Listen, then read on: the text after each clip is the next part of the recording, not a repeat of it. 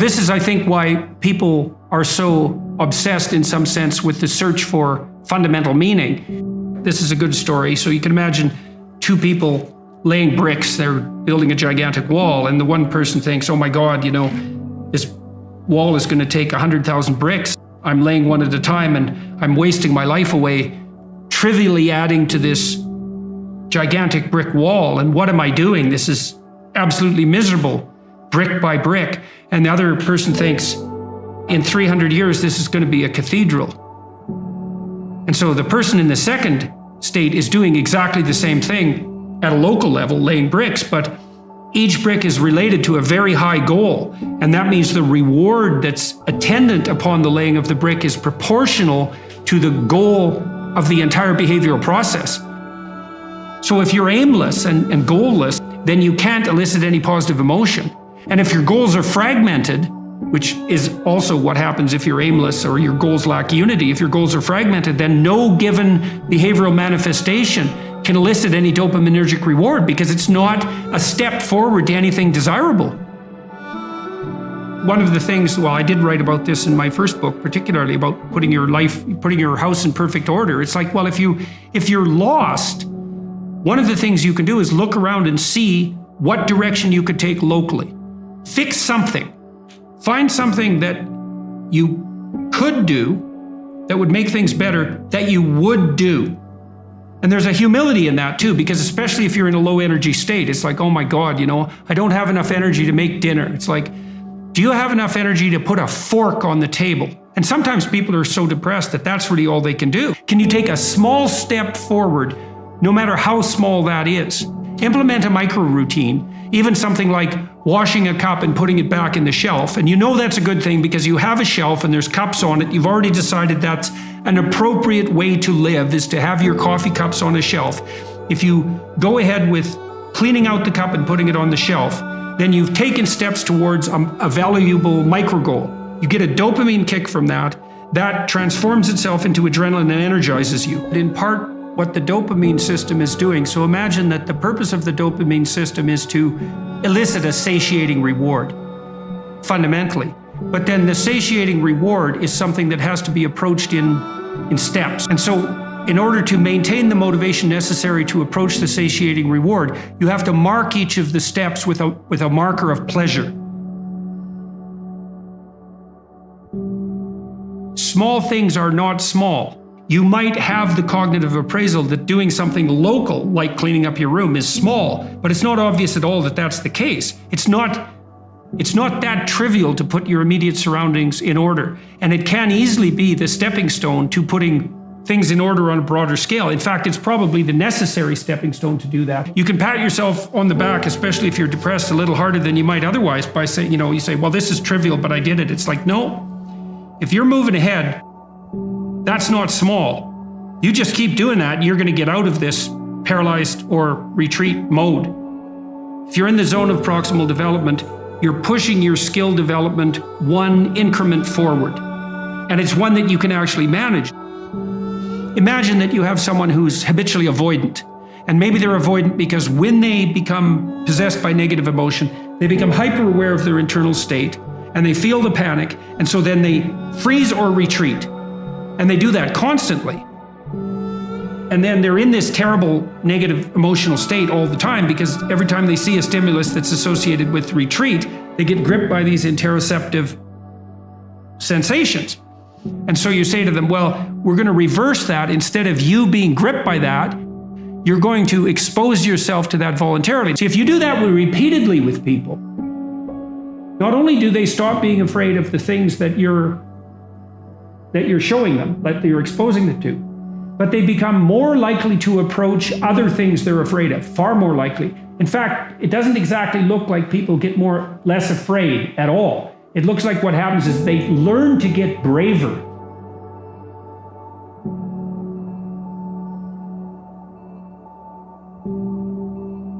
One of the cognitive phenomena that loads very heavily on neuroticism is self-consciousness. And so when you fall into anxiety, then there is this internal obsessiveness, which has to do with the panoply of sins in some sense. Which parts of me are malfunctioning and need to be eradicated? And one of the things I used to do with my socially anxious clients, so they would go into a social situation, often with eyes downcast, by the way, and they would be so intensely concentrating on their own internal sensations that they would fail to make eye contact with anybody they were talking to. And then they would be awkward because they weren't reading the cues they could have read if they would have only looked.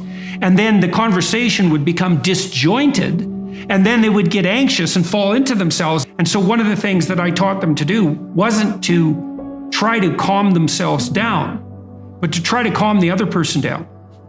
So when you go into a social situation, pay more attention to the other person. Like, just focus your attention outward. And if the person had any social skill, sometimes I had clients who had no social skills. And so they were anxious socially because they actually didn't know how to behave socially. So then you had to teach them the social skills. But some of them had the skills but wouldn't activate them because they were so neurotically obsessed with their own inadequacy that they failed to attend to the cues that would elicit the proper responses. And all they had to learn to do was watch. And then they would automatically respond because they knew how to have a conversation.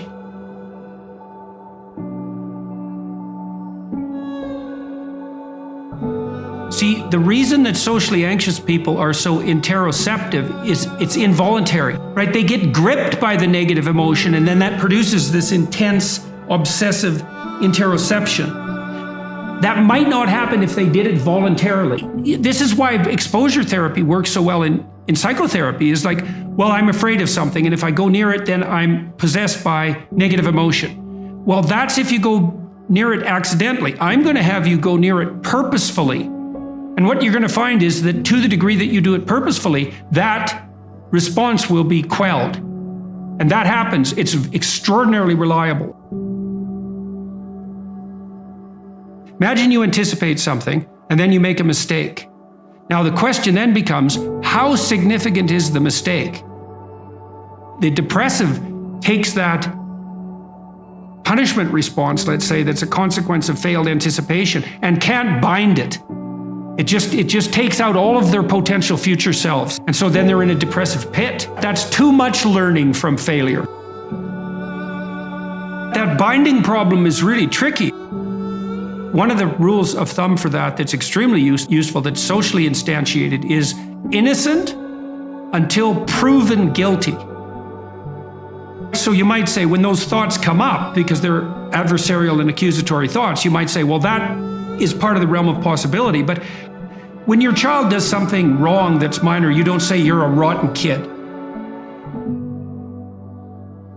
You bind it. You say, look, kid, here's a bunch of things you're doing right. But in this particular example, specific situation, here's the minimal thing you did incorrectly and how to alter it. And it's a really good habit of mind to address towards yourself as well as to other people, which is to say, well, what's the minimum crime that I'm responsible for in this moment? And that's part of this miracle of the presumption of innocence, and especially without proof. A lot of what I did in my clinical practice to people who had a depressive temperament was help them make a case for themselves. It's like, well, maybe you're as bad as you think you might be, but maybe not. Let's take the contrary argument and only narrow the repair to the absolute minimum that needs to be manifested. Sometimes when you make one little mistake, it is actually an indicator of a flaw in your character. But most of the time it isn't. And it certainly can't be responded to that all the time, because then you'd never be able to make a mistake without wiping yourself completely out. You want to make it as local and precise as you possibly can. And that's also one of the advantages to removing yourself from a rage or an anxiety state, because a rage or an anxiety state is low resolution and global. And so it'll be globally accusatory. So you want to specify it and think, okay, well, what's the minimum necessary behavioral transformation to ensure that similar mistakes are not replicated in the future? It's like if your roof leaks, you don't have to dig a new foundation. You can just fix a few shingles. And you might think, well, the rain's coming through, so you have to tear down the whole house. It's like, well, no. And you might panic and run around because the water's coming in, but it's still a bad idea to dig up the foundations every time something trivial maintenance problem needs to emerge. And so one of the things that's very useful to learn is like, well, is this only a trivial maintenance problem? And one of the advantages to that too is that if it's not the collapse of your entire self, let's say, and it's a trivial maintenance problem, you're much more able to activate that courageous response to anomaly that's part and parcel of exploratory behavior and eventual success. So, and part of the trick of many sorts of, well, I would say religious training enterprises, certainly the meditative enterprises, is something like, how do you tell yourself a story, like a real story, though a story that actually works, where you can confidently approach the thing that's blocking your path?